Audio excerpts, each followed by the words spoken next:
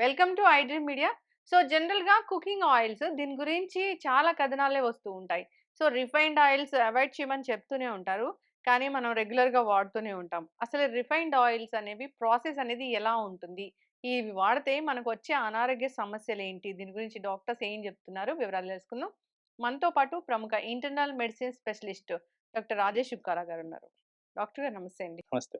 Doctor గారు, so water ఇది తాగండి, ఇలాంటి హెల్తీ బ్రేక్‌ఫాస్ట్ చేయండి, హెల్తీగా ఉండండి, హెల్తీ అలవాట్లు చేసుకోండి, మీ జీవన విధానాన్ని మార్చుకోండి ఇలా చెప్తూ ఉంటారు.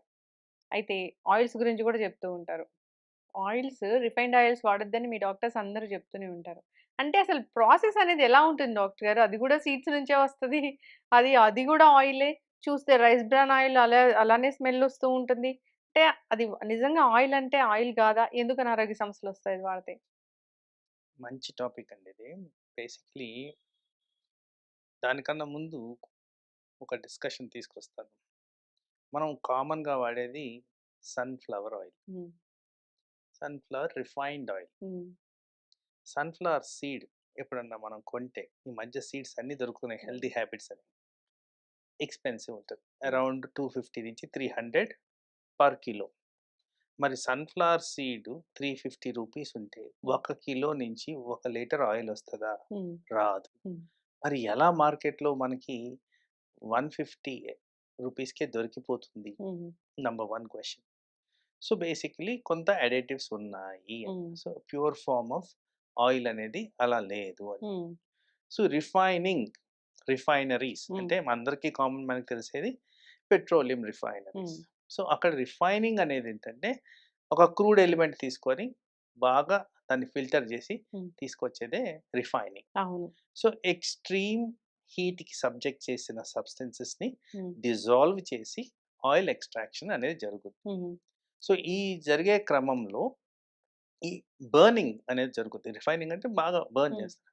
సో, ఏదైనా మాడిపోయింది మనం ఎందుకు తింటాం? అవును. తినం. సో, దాన్ని నార్మల్ చేయడానికి హ్మ్. ఇంకా కెమికల్ అడిటివ్స్ అనేవి యాడ్ చేసిన తర్వాతే అల్టిమేట్ ప్రొడక్ట్ అనేది వస్తది. హ్మ్. సో, దానికి కలరు, స్మెల్లు హ్మ్. అవన్నీ గూడా కన్సిస్టెన్సీ రాడానికి కెమికల్ ఎడిషన్. ఇక్కడ అన్ని కెమికల్సే ఉన్నాయి. సో, అన్నీ కెమికల్స్ ఎడిషన్. సో, మనం ఫస్ట్ నుంచి మొత్తుకునేది డాక్టర్‌గా కెమికల్స్‌ని తగ్గించండి, హ్మ్. ప్లాస్టిక్స్‌ని అవాయిడ్ చేయండి. ఇవే చెప్తూ ఉంటాం. హ్మ్. సో, ఇక్కడ కూడా జరిగేదది.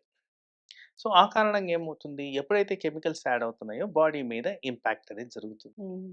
ఈ బాడీ మీద ఎటువంటి ఇంపాక్ట్ జరుగుతుంది? కిడ్నీల మీద, కొలెస్ట్రాల్ మీద. ఎందుకంటే ఈ రిఫైనింగ్ జరుగుతుంది కాబట్టి ఎప్పుడైనా మనకు తెలిసిందేంటంటే ఎప్పుడన్నా ఆయిల్‌ని బాగా బాయిల్ చేస్తే హ్మ్. ఎనీ ఫార్మ్ ఆఫ్ ఆయిల్ హ్మ్. మనం ఇదివరకు కూడా డిస్కస్ చేసాం. రిపీటెడ్‌గా ఆయిల్‌ని బాయిల్ చేస్తే క్యాన్సర్ కణాలు పెరుగుతాయి. అవును. హైడ్రాక్సీ కార్బన్స్ అనేది దాంట్లో పెరుగుతాయి. హైడ్రోజనేట్ ఫ్యాట్స్ పెరుగుతాయి. హ్మ్. ఇవన్నీ హార్మ్‌ఫుల్ థింగ్స్ హ్మ్. బాడీకి. మరి ఇలా బాయిల్ చేసిన ఆయిల్‌ని రిఫైన్ చేసి మనం వాడుతుంటే మరి దాంట్లో కూడా సేమ్ కంటెంట్స్ ఉన్నాయి గదా! ఓకే. ఆఫ్‌కోర్స్ చూసేదానికి మెరుగ్గా ఉండొచ్చు. హ్మ్. బ్లాక్ కలర్ లేకపోవచ్చు. కలర్ లేకపోవచ్చు. హ్మ్. బట్ దాంట్లో జరిగే కెమికల్ థింగ్స్ హ్మ్. అవన్నీ ఉన్నాయి. మీరు చెప్పినట్లుగా ఆల్రెడీ మాడిపోయిన ఆయిలే మనం వాడుతున్నాము. యెస్. హ్మ్. అది వాడకూడదని చెప్తున్నాం మళ్ళీ. హ్మ్. మరి దాన్ని ప్యూరిఫై చేసుకొని కెమికల్స్ వాడేసి హ్మ్. నీట్‌గా దాన్ని లైక్ హ్మ్. మనం మాట్లాడుతున్న ఆరో వాటర్ లాగా హ్మ్. సేమ్ థింగే. అవును. సో, అలా చేస్తున్నాం గాబట్టే దానివల్ల హానికరం బాడీకి. హ్మ్. సో, ఏదైతే అన్‌వాంటెడ్ ఫ్యాట్స్ హ్మ్. అన్‌హెల్తీ ఫ్యాట్స్ మనం ఆయిల్ ద్వారా తెచ్చుకున్నామో హ్మ్. దానివల్ల హార్ట్ అటాక్, బ్రెయిన్ అటాక్. హ్మ్. ఏవైతే కెమికల్స్ ఉన్నాయో దానివల్ల రియాక్షన్స్ టు జీర్ణాశయానికి, హ్మ్. లివర్, కిడ్నీ ఆల్‌మోస్ట్ అన్ని అవయవాలు ఎఫెక్ట్ అవుతున్నట్టే అవును. చెప్తున్నాను. అవును. సో, అందుకోసం రిఫైన్డ్ ఆయిల్ అనేది హానికరం. హ్మ్. So, what is the alternative? హ్మ్. సో, ఈ మధ్య కాలంలో సోషల్ మీడియాలో చాలా మటుకు డిస్కషన్ వచ్చింది. న్యాచురల్ ఫార్మ్ ఆఫ్ ఆయిల్ తీసుకోండి మంచిది. వాటిల్లో ఫస్ట్‌గా మనం మాట్లాడేది ఘీ. హ్మ్. ఘీ చాలా మంచిది అని మాట్లాడు. మరి టు వాట్ ఎక్స్‌టెంట్? ఇది ప్రజల్లో ఒక అపోహ తేరిపోయింది. హ్మ్. ఘీ ఎంత తిన్నా నాకు బాగా మంచిదే అని. నో. హ్మ్. ఇక్కడ మన డిస్కషన్స్‌లో చాలా సార్లు ఊబకాయం అనేది మేజర్ ఫ్యాక్టర్. అవును. సో, ఎనీ ఫ్యాట్ ఎలిమెంట్ ఊబకాయాన్ని పెంచుద్ది. హ్మ్. ఇప్పుడున్న వాటిల్లో మేజర్ డిసీజెస్‌లో డయాబెటిస్ కానివ్వచ్చు, బ్లడ్ హైపర్ ప్రెషర్ టెన్షన్. కావచ్చు. హ్మ్. ఈ 2 కూడా ఆయిల్‌కి దూరంగా ఉండాల్సిన డిసీజెస్. హ్మ్. మరి అలా అని చెప్పి ఘీ ఎక్కువ తినేస్తే ప్రాబ్లమ్ అయితే వస్తది. హ్మ్. Ghee is in fact a good oil. Hmm. But to an extent మన బాడీకి సరిపోయే విధంగా తీసుకోవాలి.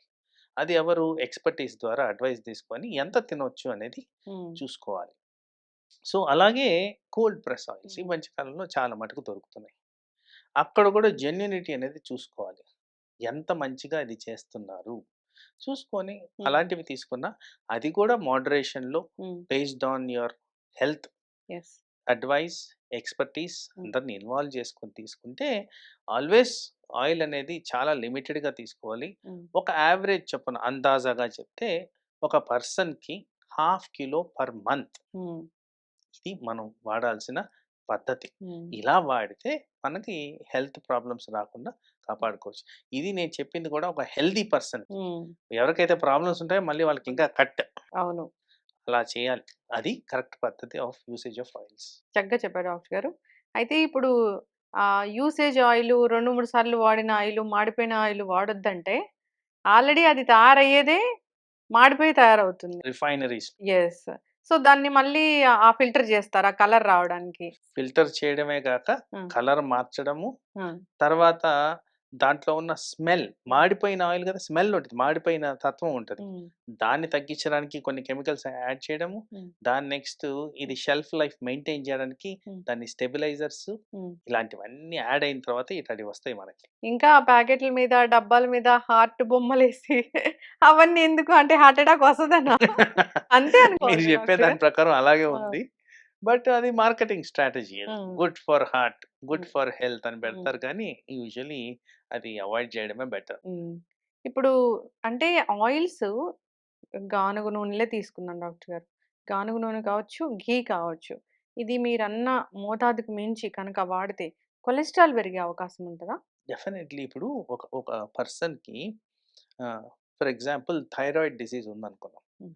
థైరాయిడ్ డిసీజ్ చాలా ఫ్రీక్వెంట్‌గా మేము క్లినిక్‌లో చూస్తున్నాం.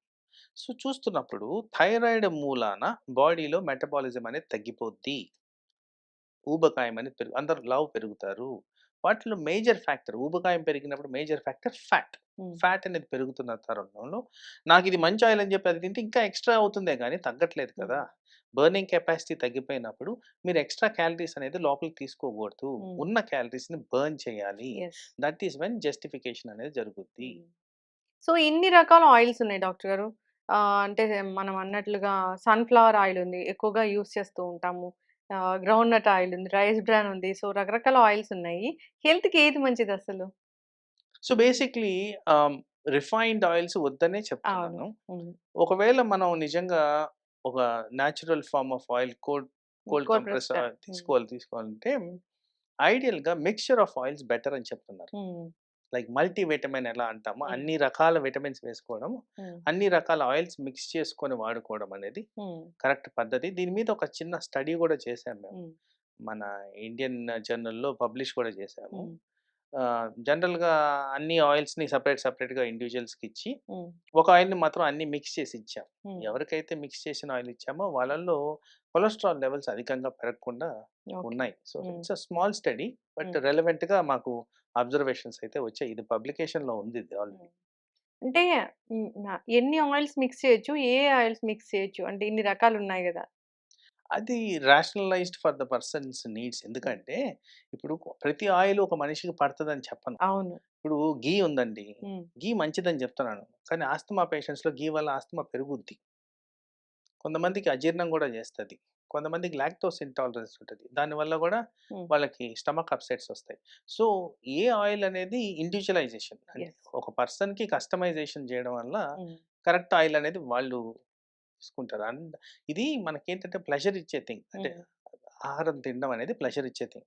ప్రతి ఒక్కరికి మస్టర్డ్ ఆయిల్ తీసుకోండి అంటే, ఆ మస్టర్డ్ ఆయిల్ స్మెల్ చాలా మందికి పడదు. అవును. సో, ఏది వేడి వాళ్ళకి చేస్తదని గూడా అంటూ ఉంటారు. యెస్. అవునా? తర్వాత అవునా డాక్టర్? గ్రౌండ్‌నట్ ఆయిల్ గూడా అంతే. హ్మ్. సో, వేడి చేయడం అంటే ఇప్పుడు చూడండి అది జీర్ణాశయం మీద వచ్చే ఎఫెక్ట్. హ్మ్. ఇప్పుడు నేను ఇందాక లాక్టోస్ ఇంటాలరెన్స్ ఆ! అన్నాను. లూజ్ మోషన్స్ వస్తాయి మరి హ్మ్. దానికి. అలాగే ఉల్టా ఇక్కడ జరిగేదానికి ఆస్కారం. హ్మ్. సో, ఆ ఇండివిడ్యువల్ బట్టే ఆ డెసిషన్ అనేది మిక్సింగ్ ఆఫ్ విచ్ ఆయిల్ అనేది హ్మ్. వాళ్ళు కస్టమైజ్ చేసుకుంటే బెటర్ అది. యెస్. చక్కగా చెప్పారు డాక్టర్ గారు. గ్రౌండ్ నట్ ఆయిల్ అని మీరు ఏదో చెప్పబోతున్నారు. గ్రౌండ్‌నట్ ఆయిల్ వల్ల కూడా టేస్ట్ డిఫరెంట్‌గా వస్తది. అవును. And same thing coconut. మనం కోకోనట్ ఆయిల్ పెట్టుకుంటే అందరూ హ్మ్. తినలేము. అవును. సో సేమ్ థింగ్ ప్రతి ఒక్కరికి ఒక టేస్ట్ థింగ్ ఉంటది. ప్లెజర్ కాబట్టి హ్మ్. అది ప్రాపర్‌గా వాళ్ళకి నచ్చినట్టు ఉంటేనే అది బాగుంటది. జనరల్‌గా కోకోనట్ ఆయిల్ అయితే చాలా ఫేమస్ అయిపోయింది. ఆహ్, తల్లి పాలలో ఉన్న గుణాలన్నీ కోకోనట్ ఆయిల్‌లో ఉంటాయి. తీసుకోండి, తీసుకోండి అంటారు. అంటే కేరళ వాళ్ళకైతే అలవాటు ఉంది గానీ మనం తీసుకోలేం డాక్టర్ గారు. తీసుకోవాలంటే తీసుకుంటే నిజంగానే అన్ని ఆరోగ్య లాభాలు కలుగుతాయా? లేదు లేదు. అలా అలా ఎప్పుడు తీసుకోవద్దండి. హ్మ్. ఒక పర్సన్ ఇండివిడ్యువల్‌గా హ్మ్. వాళ్ళ బాడీలో ఏం జరుగుతుందనేది మనం చూసుకోవాలి. అవును. ఇప్పుడు కోకోనట్ ఆయిల్ వల్ల సాధారణంగా ట్రైగ్లిజరైడ్స్ అనేది పెరిగేదానికి హ్మ్. ఆస్కారం ఉంది.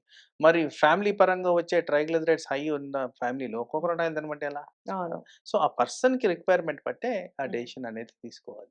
ఎవరైనా ఒక మంచి న్యూట్రిషనిస్ట్‌ని సంప్రదిస్తే డెఫినైట్‌లీ దీనికి అడ్వైజబుల్. హ్మ్. అడ్వైస్ అనేది ఖచ్చితంగా అవసరమే. సో, 100% ఆహారం పైనే మన ఆరోగ్యం ఆధారపడి ఉంటుంది గాబట్టి. డెఫినైట్‌లీ. అంటే అనాలిసిస్, హ్మ్. అడ్వైస్, ఎక్స్‌పర్‌టైజ్ తీసుకుంటేనే అది కరెక్ట్. యెస్. చక్కటి ఇన్ఫర్మేషన్ డాక్టర్ గారు. అందరూ ఫాలో అవ్వాలని కోరుకుందాం. ధన్యవాదాలు. Sir, one life lesson what medicine has taught you. whatever you can do without expecting. But I really believe మన పాజిటివ్ యాటిట్యూడ్ ఉంటేనే మనం ఏదైనా సాధించగలం. గట్ని మనం కరెక్ట్గా డీల్ చేసినట్లయితే అది మనకి పాజిటివ్ హార్మోన్స్ని రిలీజ్ చేస్తుంది. షుగర్ వచ్చిన వాళ్ళ పరిస్థితి ఏంటి? పొట్ట దగ్గర పెరిగితే దాన్ని ఆండ్రాయిడ్ అంటారు, ఆండ్రాయిడ్ ఫోన్ కదా. అసలు థాట్స్ ఎందుకు వస్తాయి? బ్రెయిన్ డెడ్ అంటే దానికి ప్రపంచం అంతా కూడా కొన్ని నిర్దిష్టమైనటువంటి లక్షణాలు ఉంటాయి. మానసికంగా ధైర్యంగా ఉంటే క్యాన్సర్ జయించవచ్చు. You are a doctor for a cause sir, అంతే. వాళ్ళకి వచ్చిన ఆదాయం కాకుండా ఫ్రీ సర్వీస్ ఎంతమందికో చేస్తుంది.